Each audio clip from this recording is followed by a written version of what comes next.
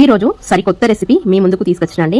చాలా బాగుంటుంది. ఎక్కువ ఐటమ్స్ ఇంకా పట్టవండి. మన ఇంట్లో ఉన్న ఐటమ్స్ తోనే చాలా ఈజీగా తయారు చేసుకోవచ్చు. వీటిని వేడిగా తినవచ్చు, చల్లగైనాగానైనా తినవచ్చు. ఎలా తిన్నా గానీ చాలా బాగుంటాయి. వీటిని ఎలా తయారు చేసుకోవాలో వీడియోలోకి వెళ్లే ముందు వీడియోకి లైక్ చేసి మరిన్ని వీడియోస్ కోసం మన ఛానల్ ని సబ్స్క్రైబ్ చేసుకోండి.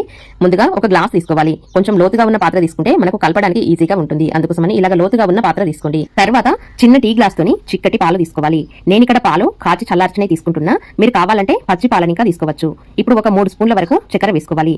చక్కెర వేసిన తర్వాత దీంట్లోకి చక్కెర తీసుకున్న స్పూన్ తోనే ఒక 4 స్పూన్లు తీయగా ఉండి కాస్త చిక్కగా ఉన్న పెరుగు మాత్రమే వేసుకోవాలి. పుల్లగా ఉన్న పెరుగు అయితే వేయకండి. కొంచెం అంతా వంట నూనె వేసుకోవాలి. నేను ఇక్కడ సన్ఫ్లవర్ ఆయిల్ తీసుకుంటున్నాండి. ఆయిల్ వేసినాక ఇప్పుడు దీన్ని మొత్తం అంతా చక్కగా కలిసేంత వరకు బాగా కలుపుతూ మిక్స్ చేసుకోవాలి. దీన్ని ఎలా కలపాలి అంటే చక్కెర లేకుండా కరిగి పెరుగు ఇంకా గడ్డలు లేకుండా చక్కగా క్రీమ్ లాగా చిక్కగా రావాలి. క్రీమ్ లాగా అంటే మరీ గట్టిగా ఏమి కాదండి, కాస్త లూజ్ గానే ఉంటుంది.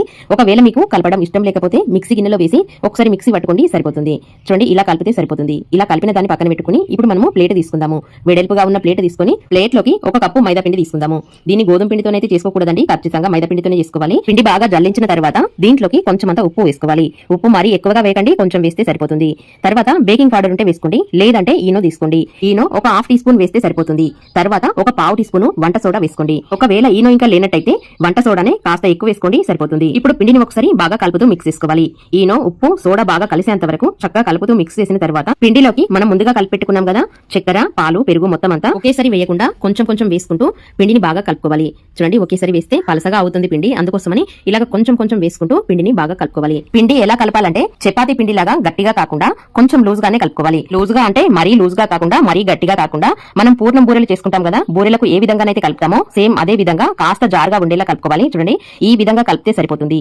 ఇప్పుడు పిండి పైన కొంచెం అంత నూనె వేసి మరొకసారి బాగా కలుపుతూ మిక్స్ చేసుకోవాలి. చూడండి, పిండిని బాగా మర్దన చేస్తూ కలపాలి. పిండి ఎంత బాగా కలిపితే మనకు అంత బాగా పొంగుతాయండి. అందుకోసమని ఇలాగ మర్దన చేస్తూ సాఫ్ట్ గా కలిపిన తర్వాత ఇప్పుడు పిండి పైన మూత పెట్టి ఒక 10-15 నిమిషాల వరకు పక్కన పెడితే పిండి చక్కగా నానుతుంది. ఇక్కడ చూడండి, మీకు 15 నిమిషాల తర్వాత చూపిస్తున్నా పిండి ఎంత బాగా నానిందో.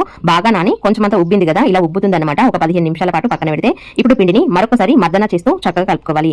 ఇలా కలిపిన తర్వాత పిండికి ఎక్కడా పగుళ్ళు, క్రాక్స్ లేకుండా చూసుకొని పీట పైన పెట్టి ఇలాగా రోల్ చేసుకోవాలి. మరీ పలసగా రోల్ చేయకుండా కాస్త మందంగానే ఉండేలా చూసుకోండి. చూడండి, వీడియోలో చూపించే విధంగా ఇలా చేసుకుంటే సరిపోతుంది. ఇప్పుడు చాకు తీసుకుని పిండిని ఇలాగా కట్ చేసుకోవాలి.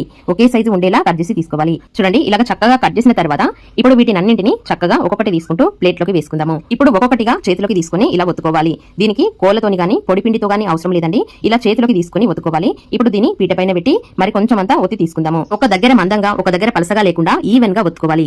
ఇలా రౌండ్ గా ఒత్తిన తర్వాత మరీ పెద్దగా అవసరం లేదండి, కొంచెం చిన్నగానే ఒత్తుకోవాలి. ఇలా ఒత్తిన దాన్ని పక్కన పెట్టుకుని ఇప్పుడు కొంచెం అంతా మిల్క్ పౌడర్ తీసుకుందాము. మిల్క్ పౌడర్ చిన్న ప్యాకెట్ అయినా దొరుకుతుందండి, కొంచెం అయితే సరిపోతుంది. చూడండి, ఇక్కడ నేను ఇంత తీసుకున్నా. ఇలా ఒత్తుకున్న దానిపైన ఒక half teaspoon milk powder వేసుకోవాలి. మరీ ఎక్కువగా వేయకండి, హాఫ్ టీ స్పూన్ వేస్తే సరిపోతుంది. ఇప్పుడు మనము షాప్ లో నుండి తీసుకొచ్చింది కాకుండా ఇంట్లో తయారుకున్న కొబ్బరి తురుము ఒక టీ స్పూన్ వేసుకోవాలి. తర్వాత ఒక పావు టీ స్పూన్ పంచదార వేసుకోవాలి. మరీ ఎక్కువగా వేయకండి, మనం పిండిలో కలుపుకున్నాం కదా, ఒక పావు టీ స్పూన్ వేస్తే సరిపోతుంది. ఇంతే కాకుండా షాపింగ్ కోసము ఫ్రూటీ గానీ లేదంటే కిస్మిస్లు గానీ కట్ చేసి వేసుకోవచ్చు. ఈ 3 పదార్థాలు వేసిన తర్వాత ఇప్పుడు దీన్ని ఇలాగ చక్కగా మలుసుకోవాలి. దీన్ని మలవడంలోనే ఉంటుందండి, మొత్తం అంతా ఇలాగ చక్కగా గట్టిగా నొక్కి పెట్టుకోండి. దీన్ని మలవడానికైనా ఒత్తడానికైనా నూనె అయితే అప్లై చేయకండి. నూనె అప్లై చేసినామంటే ఇది చక్కగా అతకదన్నమాట. అందుకోసమని ఇలాగ చక్కగా మలిసిన తర్వాత మాత్రమే మనకు చేతికి అతికినట్టుగా అనిపిస్తే కొంచెం అంత నూనె వేసుకుని ఇలా స్ప్రెడ్ చేసుకోవాలి. ఇలా చక్కగా మలిసి కొంచెం అంత నూనె స్ప్రెడ్ చేసిన తర్వాత ఇప్పుడు మనము వీటిని ప్లేట్ లోకి వేసుకోవాలి.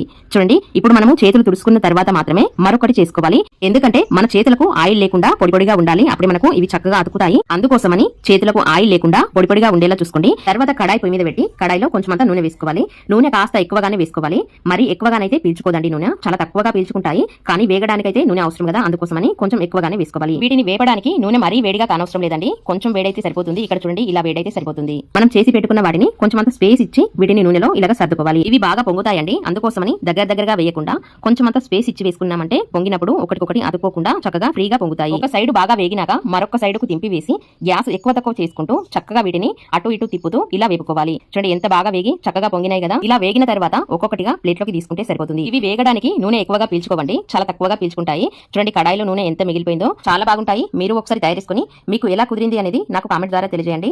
ఈ వీడియో నచ్చినట్టయితే వీడియోకి లైక్ చేసి మరిన్ని వీడియోస్ కోసం మన ఛానల్ ని సబ్స్క్రైబ్ చేసుకోండి. నేను పెట్టే ప్రతి వీడియో మీకు నోటిఫికేషన్ గా రావాలంటే గంట సింబల్ ని ప్రెస్ చేయండి. ఈ వీడియోపై మీ అభిప్రాయాన్ని ఒక చిన్న కామెంట్ చేసి నాకు తెలియజేయగలరు.